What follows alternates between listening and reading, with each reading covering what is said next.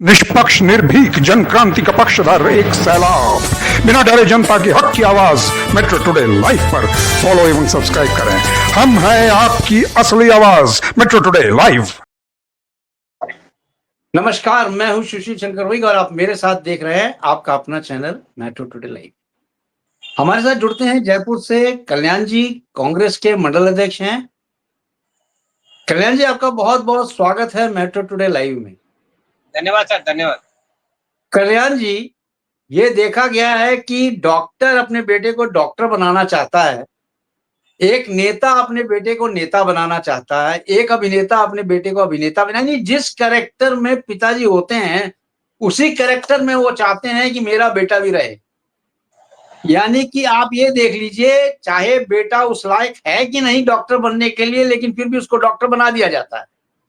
खैर, डॉक्टर बन जाता है, डॉक्टर बनने के बाद उसकी पढ़ाई लिखाई कंप्लीट हो जाती है, बहुत सारे पैसे भी लगा देते हैं, डिग्री भी लेके आ जाता है फॉरेन से। इंडियन डिग्री छोड़ो, फॉरेन की डिग्री लेके आ जाता है और रशिया से डिग्री मिल जाती है और भी जगह से डिग्री मिल जाती है, अपने आगे डॉक्टर लगा जाता है, यानी कि एक डॉक्टर बन के वो आ जाता है। उसके बाद खेल शुरू होता है उसका एडमिशन का। उसका एडमिशन भी हो जाता है, वो निकलता है अपने जॉब के लिए, जॉब भी मिल जाती है उसको। बहुत बड़े मल्टीनेशनल जो मल्टी आप कह लीजिए स्पेशलिटी हॉस्पिटल होती है, उसमें डॉक्टर को एडमिशन मिल जाता है, यानी कि उसमें उसको सैलरी पे रख लिया जाता है। सैलरी भी होती है साहब 20 लाख 25 लाख। अब क्या ये जो सैलरी है वो लड़के के लिए वर्थवाइल है क्या? यानी कि वो लड़का जो सैलरी बाहर से पढ़ के आया है डॉक्टर, वो सैलरी लेने लायक वर्थवाइल है कि नहीं? क्योंकि मल्टी स्पेशलिटीज जितने भी हॉस्पिटल्स चल रहे हैं ऑल ओवर इंडिया, सब जगह यही घालमेल चल रहा है।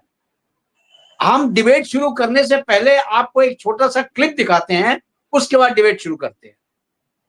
मैनेजमेंट कहता है इस महीने आईसीयू में इतने बेड भरने चाहिए, ओटी खाली नहीं रहनी चाहिए, जो मरीज ओपीडी में है उसे भर्ती कराओ, चाहे जरूरत हो या ना हो। क्या हम डॉक्टर है या किसी इंश्योरेंस एजेंट की तरह कोटा पूरा करने वाले सेल्समैन? रोज मीटिंग होती है, कितने नए पेशेंट लाए, कितने टेस्ट लिखे, कितने रेफर किए सर्जरी के लिए। ना पूछो कौन बचा कौन गया, ना पूछो वाकई किसे इलाज की जरूरत थी। और मैं हर रात अपने आप से यही सवाल करता हूँ, क्या मैं अब भी डॉक्टर हूँ या फिर एक टारगेट फुलफिल करने वाला कर्मचारी? माफ करना, इंसान हूं मैं भी। मरीज को संख्या में गिनते गिनते कभी कभी खुद को भी गिनती में शामिल करने लगता हूँ। पर अब चुप नहीं रह सकता। अब जरूरी है पूछना, क्या हमारा सिस्टम बीमार है? क्योंकि इलाज अब सिर्फ मरीजों का नहीं, पूरे सिस्टम का होना चाहिए। तो आपका क्या कहना है इस पे कल्याण जी? क्या सिस्टम को पूरा वापस से रिव्यू करना चाहिए, यानी सिस्टम का पूरा इलाज होना चाहिए? जी कल्याण जी। नमस्कार। देखिए, एक बहुत ही बड़ा एक रैकेट बन चुका है और जैसा आप बता रहे हैं और जिस पे आप डिबेट कर रहे हैं, तो मुझे पुराना गाना याद आता है। गाने के बोल थे कि देख तेरे इंसान की हालत क्या हो गई भगवान, कितना बदल गया इंसान। चांद ने बदला, सूरज ने बदला, ना बदला आसमान, कितना बदल गया इंसान। तो करेक्ट। जिस डॉक्टर को लोग भगवान समझते थे और भगवान समझकर उसकी शरण में अपना इलाज कराने जाते थे, अब वो व्यवसाय एक तरह का व्यवसाय हो गया है, धंधा हो गया है, बिजनेस हो गया है। पहले डॉक्टर कम थे मगर ईमानदारी से इलाज करते थे और वो अपनी जिम्मेदारी को समझते थे। अब डॉक्टरों की बहुतायत है, गली गली में डॉक्टर है, साथ साथ में हमारे झोला छाप डॉक्टर भी बहुत सारे हैं और अब वो अपने पेशे को एक व्यवसाय बना लिया है। और वो जैसे दुकान पे कोई ग्राहक आता है और दुकानदार उसको नया नया आइटम दिखाता है, माल दिखाता है कि देखिए साहब ये आपके फायदे में रहेगा, ये आपके लिए लाभदायक रहेगा, ये आपके बच्चों के लिए रहेगा।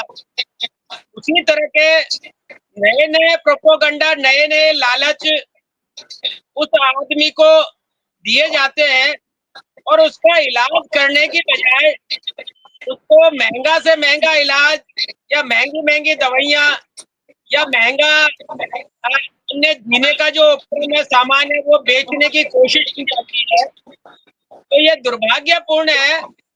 और मैं तो ये कहूंगा कि आज आदमी पैदा होने से पहले उसकी इंश्योरेंस करवाने के लिए कंपनियां एडवर्टाइजमेंट देती है, और पैदा होने से पहले ही उसकी सिक्योरिटी के लिए पैसा वसूलना चालू कर देती है।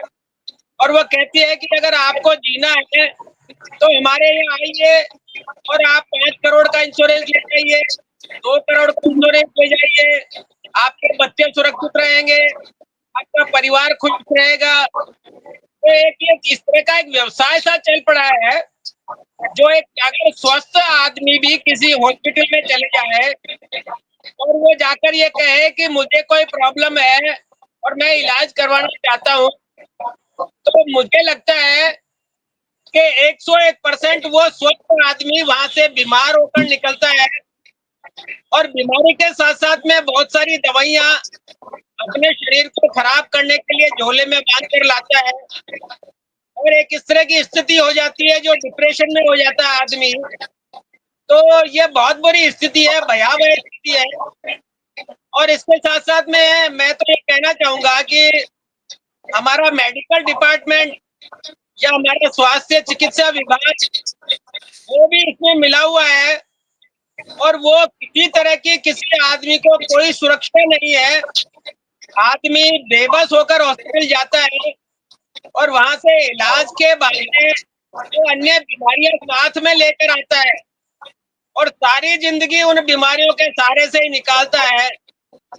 रिसेंटली मैं आपको बताना चाहूंगा कि अभी एक हेल्थ रिपोर्टर था, उसने अपने हार्ट की बीमारी का बहाना करके एक हॉस्पिटल में गया, और वो हॉस्पिटल जाना माना बहुत पॉपुलर हॉस्पिटल है, छोटा मोटा हॉस्पिटल नहीं है। तो उसको बिना किसी बीमारी के 8 दिन तक उन्होंने एडमिट कर लिया, और लाखों रुपए के उसके एक्सपेरिमेंट कर लिए। उसको ईसीजी करवा दिया, इको करवा दिया, डीको करवा दिया, और जितने भी उनके पास में उपकरण थे वो सब करवा लिए गए। और फिर बाद में उससे कहा गया कि आपको कोई प्रॉब्लम नहीं है। तो रिपोर्टर ने पूछा कि जब मेरे को कोई प्रॉब्लम नहीं है तो आपने मुझे 8 दिन किस बेस पे एडमिट करके रखा? तो डॉक्टरों का सीधा सा जवाब था कि हमको डाउट था कि आपको ये प्रॉब्लम हो सकती है, क्योंकि आपकी पल्स रेट थोड़ी सी फ्लक्चुएट हो रही थी, आपके हार्ट बीट में थोड़ी सी प्रॉब्लम दिख रही थी। तो ये बहाने करके एक लूटने का उपक्रम जो चला रखा है, ये बहुत ही भयावह है, और धीरे धीरे करके जनता लुटती चली जा रही है, और एक ये बहुत बड़ा एक रैकेट नुमा गिरोह बन गया है, जहाँ पर ये कि बिना बीमारी के इलाज करके लाखों रुपए वसूल लिए जाते हैं, और उसकी कोई सिक्योरिटी नहीं है। तो हमारे चिकित्सा विभाग को कुछ इस तरह के नियम बनाने चाहिए कि अगर कोई स्वस्थ आदमी, किसी को कोई प्रॉब्लम नहीं है और अनावश्यक उसके जो है एक्सपेरिमेंट करवाए जाते हैं, या उसके एक्सरे करवाए जाते हैं, या उसकी ईसीजी करवाई जाती है, तो डॉक्टरों को अंकुश हो और उन डॉक्टरों को पनिशमेंट मिले तो बच सकते हैं। अन्यथा यह है कि सारी प्रक्रिया राम भरोसे है, राम जी जैसे चला रहे वैसे चलते रहेंगे, और जनता ऐसे ही लुटती रहेगी और लुट रही है। और ठीक है जी। कल्याण जी, आप देखें कि जैसे आपने सत्य कहा है कि डॉक्टर को हम पहले भी भगवान मानते थे, आज की तारीख में भी डॉक्टर भगवान है, ऐसा नहीं है, डॉक्टर भगवान ही है आज की तारीख में भी। लेकिन 100 में कुछ डॉक्टर ऐसे हैं, कुछ प्रतिशत से डॉक्टर है जिन्होंने एकदम से इस खेल को गंदा कर रखा है। यानी डॉक्टर है लेकिन फिर भी शैतानी काम कर रहे हैं। शैतानी काम इसलिए मैं उनको कह रहा हूं, वो न चाहते हुए भी लोगों का ऑपरेशन कर रहे हैं। अब आप देखिए कि अगर कोई घर वाला आता है हार्ट की बीमारी लेके हार्ट के हॉस्पिटल में, तो डॉक्टर से एक नौटंकी चालू कर देते हैं। अरे क्या ये टाइम है लाने का, ये क्या हो गया, आपके पेशेंट को फटाफट पैसा जमा करा, ये लाख रुपया, अभी ये मर जाता, अभी ये, मतलब और नाटक करते हैं। आज का डॉक्टर जो है डॉक्टर ना होकर एक नौटंकी डॉक्टर है। इसके बारे में आप क्या कहेंगे? बिल्कुल, मैं आपकी बात से सहमत हूँ और ये सत्य है, क्योंकि हॉस्पिटल में एक गिरोह काम करता है और सारे डॉक्टर एक गिरोह की तरह काम करते हैं। एक तो डॉक्टर कुछ भी नहीं जानता, वो गले में एक माला लटका कर आ जाते हैं और उसको कह दिया जाता है कि ये डॉक्टर साहब स्पेशलिस्ट है और आपकी हार्ट बीट चेक करेंगे, आपकी पल्स देखेंगे और ये स्पेशलिस्ट है। और उसके नाम पर 1,000 रुपए, 2,000 रुपए, 5,000 रुपए एक विजिटिंग चार्ज के नाम पर ले लिए जाते हैं और एक फर्जी रिपोर्ट बनाकर दे दी जाती है कि इनकी पल्स जो है प्लस माइनस हो रही है और इनको ब्लॉकेज है, तो इनको छल्ले डाले जाए या बाईपास करी जाए या अन्य करे जाए। हॉस्पिटल में जाते हैं सबसे पहले वो लोग बाग बीमारी के बारे में बाद में पूछते हैं, पहले ये पूछते हैं कि आप सरकारी कर्मचारी है या नहीं। कहते हो कि नहीं सरकारी कर्मचारी नहीं हो, तो दूसरा उनका प्रश्न होता है कि आपने कोई इंश्योरेंस पॉलिसी ले रखी है या नहीं। अगर आपने इंश्योरेंस पॉलिसी ले रखी है तो उनका क्वेश्चन होता है कि कितने तक की इंश्योरेंस पॉलिसी ले रखी है आपने। और अगर आपने कह दिया कि मैंने 2 करोड़ रुपए की इंश्योरेंस पॉलिसी ले रखी है, तो ये मान के चलिए कि आपका ट्रीटमेंट चालू हो गया, यानी कि जब तक 2 करोड़ रुपए आपसे वसूल नहीं लेते तब तक वो आपको छोड़ेंगे नहीं और आपके शरीर में अनावश्यक ड्रिप चढ़ाना, सुइयां लगाना या ईसीजी करवाना, एक इस तरह का नाटक करना कि जिसमें आपको लगेगा कि अगर ये भगवान नहीं होते, ये डॉक्टर साहब नहीं होते तो मैं शायद मर जाता।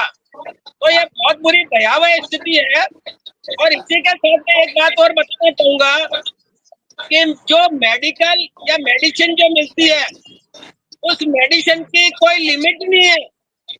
एक दवाई 200 रुपए की आती है, वही दवाई 2,000 की है और वही दवाई 20,000 रुपए की है। तो समझ में नहीं आता कि इलाज 2 रुपए की दवाई से हो रहा है या 200 रुपए की दवाई से हो रहा है या 2,000 रुपए की दवाई से हो रहा है। और फिर अनावश्यक एक्सपेरिमेंट करवाए जाते हैं जिसमें उनके 800 रुपए, 900 रुपए, 1500 रुपए कमीशन होता है। कमीशन के नाम पे उस आदमी को ऐसा कर देते हैं कि जब तक उसका बैंक खाली नहीं हो जाए या उसके हाथ में कटोरा नहीं आ जाए तब तक उसको बाहर नहीं निकलने देते। तो एक ये बहुत बड़ा गिरोह बन चुका है, जिसे हम ठीक भगवान मानते थे वो शैतान ठीक है। बन चुके हैं और ठीक शैतान है। के रूप में काम करते हैं। Over to you sir. जी ठीक है कल्याण जी, आपका मैं दोबारा आता हूं। हमारे साथ ब्रह्मदत्त पुरी जी भी जुड़ चुके हैं, जो संत महंत प्रकोष्ठ के महाअध्यक्ष हैं और गौ गीता गंगा रक्षा मंच के राष्ट्रीय प्रवक्ता है। स्वामी जी, आपका बहुत बहुत स्वागत है मेट्रो टुडे लाइव पे। जय जय नारायण, जय जय। स्वामी जी, आपसे सीधा सवाल मेरा ये है, भगवान ना करे आपको कोई बीमारी हो, अगर आपको कोई बीमारी होती है तो आप किसी भी डॉक्टर के पास जाते हैं, आप उस डॉक्टर को क्या समझते हैं, भगवान या शैतान? हम तो भगवान समझते हैं। जो किसी आदमी के, वो जो व्यक्ति है, जो पेशेंट है, वो अपनी बीमारी खुद नहीं समझ पाता है तो उनके पास तो तब जाता है। अब उसको ये ज्ञात नहीं है कौन सी बीमारी हुई है, क्या तकलीफ है, तभी डॉक्टर के पास जाते हैं। जी और डॉक्टर जो है डॉक्टरी करने पर या कोर्स पर जो है करोड़ों रुपए खर्चा करते हैं वो अपने शिक्षा पर। बिल्कुल और सही है। करोड़ों रुपए खर्च करने के बाद फिर उनका मिशन ये होता है कि जितने करोड़ हमने खर्च किए हैं साल भर में, इसको पहले तो इसको तैयार अपना जो है कमा ठीक लो। करना है बजट। फिर बिल्कुल सही उसके है। बाद उनको लालच बढ़ जाता है और लालच बढ़ने के बाद वो क्या करते हैं, वो फिर तब अगल बगल सब दुकानें चलाना शुरू कर देते हैं। जैसे मेडिकल जी जी स्टोर है, मेडिकल स्टोर में जो पेटेंट की हुई दवाइयां होती हैं, जो मतलब दवाइयां जो सही दवाइयां होती हैं, उसको जो है अपने एजेंटों के पास ही पहुंचने देते हैं वो। और उनके पास वो जो रखी होती है तो वो बहुत महंगी से महंगी मिलती है। कुछ सरकार ने छूट भी की है कि भाई कुछ सरकारी भत्ता या सरकारी मदद के द्वारा जो है 60% जो इसमें बताया गया है, कम किया गया है।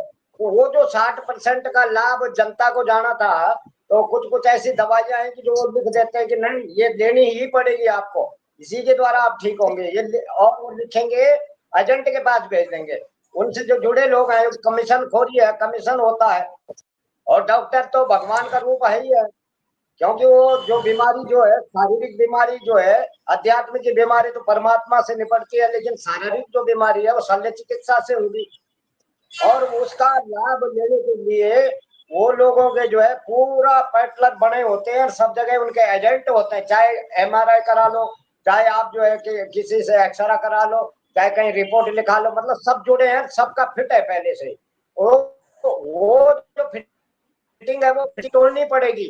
भारत में उस फिटिंग को तोड़ने की जरूरत है कि जो एजेंटिंग चल रही है, जो एजेंट बने हुए हैं पैसों के लालच में, जो देश और दुनिया को और समाज को धोखा दे रहे हैं, लोगों को, पीड़ित लोगों को उत्पीड़न हो रहा है, उस बात से हम ये कहना चाहते हैं कि ऐसी बातों, ऐसी हरकतें कोई भी डॉक्टर अगर करता है, क्योंकि उनको सरकार जो है पूर्ण तनख्वाह देती है, उनका जो जीवनचर्या के लिए, उनके परिवार के खर्चे के लिए देती है, उसके बावजूद भी जो है, अब सारा आपको बताएं, भगवान भी और शैतान भी है। अभी कल्याण जी जैसे कह रहे थे कि सब एक जैसे नहीं होते हैं, कुछ इतने अच्छे डॉक्टर हैं जो शिविर लगाते हैं, परमार्थ काम कर रहे हैं, अपना समय दे रहे हैं, वो भी डॉक्टर हैं, वो भगवान है। और शैतान कौन है? शैतान वो है, ना तो शिविर लगाएगा, ना कहीं कोई परमार्थ करेगा, ना किसी संस्था से जुड़ेगा, ना कोई काम करेगा, और केवल बस केवल जो है कैंची मारना जिसका काम है वो शैतान है, वो डॉक्टर नहीं हो सकता। तो हमारा कहने का मतलब ये है कि ऐसे शैतानों को चिन्हित करके सरकार को ये देखना चाहिए कि ये शैतानी जो भी कर रहा हो उस पर सख्त कार्रवाई करे, कि जब आपको हम पूर्ण तनख्वाह देते हैं, आपका पूरा भरपूर परिवार का खर्चा आपको मिलता है, उसके बावजूद दायां बायां झांक करके और इस तरह की हरकतें, तो बिग साहब ऐसा है, पैसे के लिए अच्छा अच्छा शैतान बन जाता है। पैसा वो चीज है।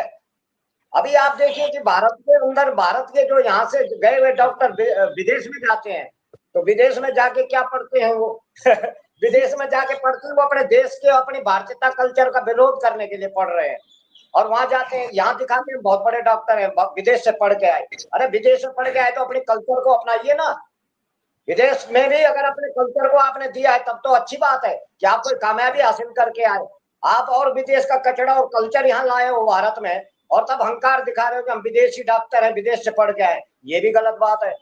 और शैतानी की जो बात है, ये पैसा बोलता है, पैसा बोलता है, बस सबके निगाह में एक बात हवस बैठ गई है कि पैसा ही कमाना है। तो ये बात मैं कह देना चाहता हूँ मेट्रो टुडे चैनल के माध्यम से कि ऐसी हवस छोड़ दें, और कम से कम कुछ इंसानियत नाम की चीज अपने पास रखें, कि ताकि अगर कोई आता है, पीड़ित होता है, या कोई पेशेंट आता है, कई बार क्या होता है कि कभी कभी पहले के जो एडवांस, पहले से जो हमारे यहाँ जो है एडमिट होते हैं जो पेशेंट, उनको हटा के उनका नंबर काट के दूसरे को दिया जाता है, वो मानते हैं क्योंकि वो इमरजेंसी केस है।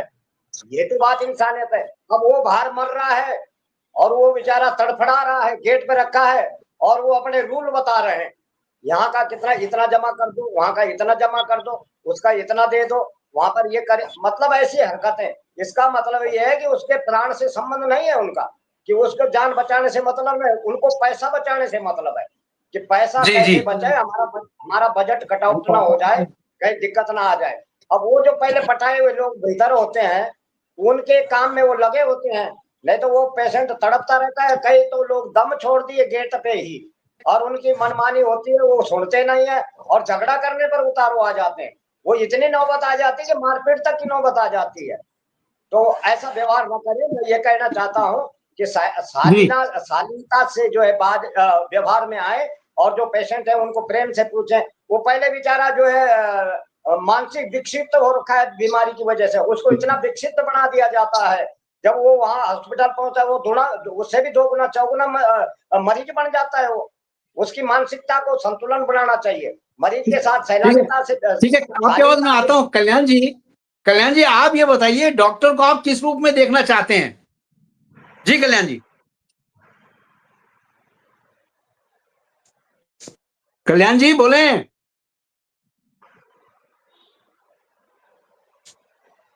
कल्याण जी, आपको आवाज नहीं आ रही मेरी? उसको बोलो थोड़ी देर में आ जाए। कल्याण जी बोले, आवाज नहीं आ रही कल्याण जी। देखिए, कल्याण जी, जी जी जी, आ रही है आवाज मेरी? हाँ आ रही है आपकी आवाज। उसको बोलो थोड़ी देर में आ जाए। देखिए, जब से हॉस्पिटल को निजीकरण किया गया है या निजीकरण इनको ये लाइसेंस तो दे दिया दो, मैं गया देता है, हूँ थोड़ी देर में। तब से इसको व्यवसाय बना लिया गया है और ले लो, मैं व्यवसाय देता हूँ। बनाकर लोगों को लूटने का कार्य किया जा रहा है। जो जी गवर्नमेंट को अंकुश लगाने की आवश्यकता है और जी जी गवर्नमेंट को चाहिए कि समय समय पर जो जितने भी प्राइवेट हॉस्पिटल है उन लोगों का चेकअप करे, उनमें प्रॉपर डॉक्टर डिग्रीधारी है या नहीं है, या जो डॉक्टर लगे हुए हैं वो क्वालिफाई है या नहीं है, वो चीजें चेक करनी चाहिए। और उनके जो पर्सनल एक मेडिकल स्टोर जो खोल लिए गए हैं, क्योंकि हर हॉस्पिटल, प्राइवेट हॉस्पिटल वही दवाइयाँ रिकमेंड करते हैं जो उसके हॉस्पिटल में उसकी मेडिकल शॉप पे होती है, और वो दवाइयाँ बहुत महंगी होती है। तो इसके ऊपर एक अंकुश लगना चाहिए कि आदमी को छूट होनी चाहिए कि वो मर्जी में आए जहाँ से दवाई ले और मर्जी में आए जिस कंपनी की दवाई ले, अगर स्टार्ट उसमें वही हो, उसमें जो दवाई का नाम है या दवाई जिस चीज की है वो किसी भी कंपनी की ले सकता है। मगर निजी हॉस्पिटलों में एक ट्रेडिशनल चला हुआ है कि वो कहेंगे इसी कंपनी की और यही दवाई आपको लेनी है चले और कल्याण यही जी, दवाई। यही आपको मैं रोकना चाहता हूँ। डॉक्टर ये चाहता है कि उसके प्रिस्क्रिप्शन में जो कंपनी की दवाई लिखी है उसी कंपनी की वो पेशेंट लेके आए। उसके पीछे एक बहुत बड़ा स्कैंडल चल रहा है और ये शुरू से चल रहा है। ये क्वेश्चन मार्क स्कैंडल है कि हर डॉक्टर, यानी कि हर डॉक्टर मैं कह रहा हूं इसलिए, कुछ डॉक्टर को छोड़ के सब डॉक्टरों का कमीशन है बड़ी बड़ी कंपनियों के साथ सेट है। इतने का रुपए का आप दवाई लिखेंगे, आपको हवाई यात्रा कराई जाएगी। इतने रुपए की दवाई लिखेंगे, आपको फ्लैट दिया जाएगा। इतने रुपए की अगर आप दवाई लिखेंगे, आपको ये किया जाएगा। यानी कि दवा कंपनी ही इसको एक तरह से डॉक्टर्स को सेटिस्फाइड करती है। जैसा कि आप बिल्कुल सत्य कह रहे हैं, इसीलिए डॉक्टर एडमेंड है कि हमें वही प्रोडक्ट लाके दिखाओ जो हमने लिखा हुआ है। जी कल्याण जी, बिल्कुल, कैरी ऑन। इसीलिए आज जी तक बोले। जितने एमआर है उन्होंने घर घर जाकर जो डॉक्टर्स हैं उनको एक तरह से एग्रीमेंट कर लिया है। और उन डॉक्टरों को आपने जैसा कहा कि उनको 40% कमीशन, 30% कमीशन एक होता है। दवाइयाँ वो एमआर जो है, मेडिकल रिप्रेजेंटेटिव जो होता है, वो दवाइयाँ अवेलेबल करवाता है और डॉक्टर फिर उन्हीं दवाइयों को अपने ही स्टोर में रखता है। और अपने स्टोर में रखने के बाद में पेशेंट से कहा जाता है कि ये दवाइयाँ आपको यहीं से लेनी है और वापस लाके मुझे चेक करवानी है। तो डॉक्टर कंफर्म होता है और वो उस एक चीज मेडिकल और से। कल्याण जी, एक चीज मैं आपको यहाँ पे और जोड़ना चाहता हूं। अगर डॉक्टर ने उस पर्चे में कोई बोतल लिखी हुई है, यानी कि कोई लिक्विड लिखा हुआ है, तो डॉक्टर उस बोतल का सील खोल देता है ताकि ये जाके वापस ना कर पाए। ये भी ध्यान बिल्कुल देने वाली बात है। सील भी खोल देता जी है। और आप ये देखिए कि अगर आसपास में कहीं पे मेडिकल स्टोर है तो वहां पर वो दवाइयाँ मिलेगी नहीं आपको, क्योंकि करेक्ट। डॉक्टर एमआर को वहां पर सप्लाई नहीं करने देता है। और अगर जी एमआर जी सप्लाई करता है तो डॉक्टर वो दवाइयाँ लिखना बंद कर देता है।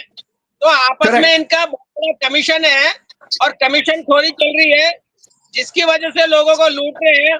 और निजीकरण जो कर दिया गया है ये सबसे बड़ा दुर्भाग्यपूर्ण है। और निजीकरण में उन लोगों को छूट दे दी गई है कि आप मनमर्जी की दवाइयाँ लिखे, जबकि जो जीवन रक्षक दवाइयाँ हैं वो गवर्नमेंट बेचती है, मगर वहां तक किसी एक आम आदमी को पहुंचने नहीं दिया जाता है कि आप जीवन रक्षक स्टोर से आप ये दवाइयाँ ले आए। एक भी डॉक्टर, एक भी निजी हॉस्पिटल जीवन रक्षक दवाइयाँ नहीं लिखता। वो वही दवाइयाँ लिखता है जो उसके स्टोर में अवेलेबल है, जिसपे उसको कमीशन मिल रहा है। और महंगी है। तो ये सारा का सारा एक लूट का जो सिस्टम चला हुआ है, ये न जाने कहां तक जाएगा और आदमी का पेट कब भरेगा। और आदमी उसको भगवान समझकर जाता है और वो जी शैतान की तरह उसके साथ में व्यवहार करता है। ये एक दुर्भाग्यपूर्ण है। ठीक है। डॉक्टर ने पैसे लगाए हैं, पैसा ले, वो इलाज के लिए पैसा लेता है, जाते ही 500 रुपए आपसे लेता है, तो उसको 500 रुपए से ज्यादा चेक करने का उसका जो फीस है वो नहीं बनती। अगर दिन में 10 पेशेंट भी चेक करता है तो उसके 5,000 रुपए खड़े हो गए। तो 5,000 रुपए जब उसको मिल रहे हैं तो उसमें इसका पेट नहीं भरता, वो फिर उसको लूटने की कोशिश करता है, जो दुर्भाग्यपूर्ण है। तो गवर्नमेंट को चाहिए कि निजी डॉक्टर जो भी है या प्राइवेट हॉस्पिटल जो भी है, वो एक तो चेक करवाने के नाम पे उनसे फीस वसूल करते हैं, फिर दवाइयों के नाम पर फीस वसूल करते हैं, फिर एक्सपेरिमेंट करने के नाम पर उनसे जो है कमीशन वसूला जाता है। तो इसमें कहीं न कहीं अंकुश लगने की आवश्यकता है। अगर लोगों को बचाना है और लोगों के हित के बारे में सोचना है तो हमारे मेडिकल डिपार्टमेंट को सोचना होगा कि और तो इसे ठीक है। कल्याण जी वापस आता हूं मैं आपके पास। स्वामी जी से भी एक दो सवाल कर लें। स्वामी जी, अगर मान लीजिए खुदा ना खास्ता किसी डॉक्टर के बेटा ही बीमार हो जाता है, क्या वो वही दवाई लिखेगा जो एक आम आदमी के बेटे को लिखी जाती है? क्या अपने बेटे के लिए भी वही दवाई लिखेगा वो जो कमीशन वाली है?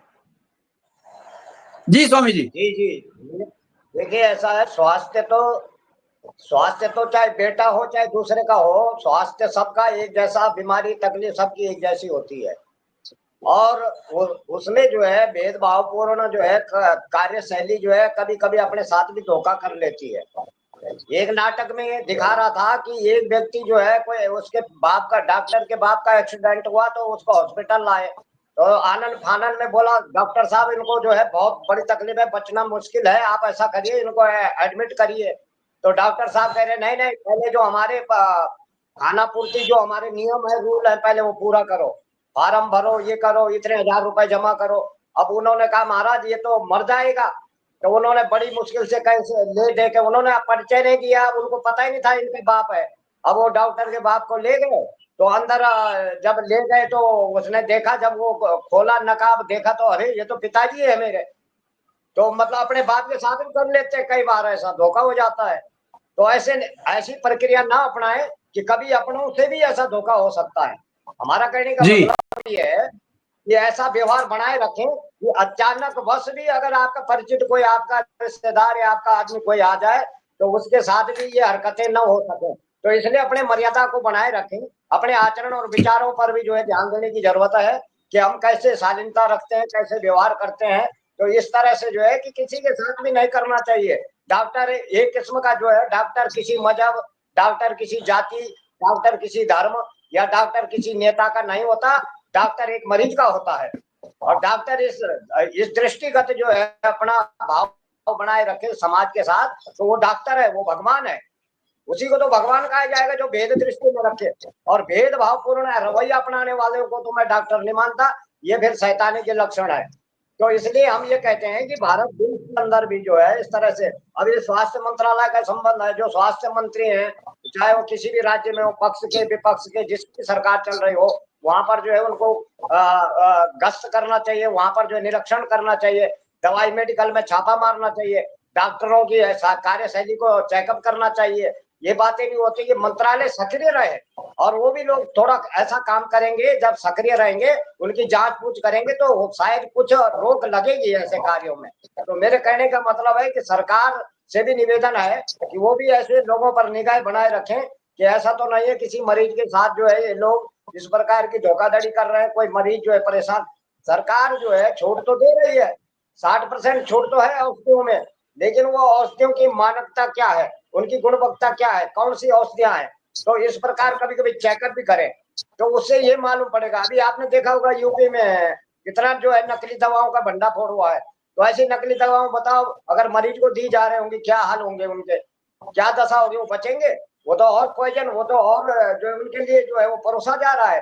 तो ऐसी स्थितियां मतलब तभी पकड़ में आई जब मंत्री जी ने कुछ किया होगा, तभी ऐसे तो पकड़े नहीं जाते।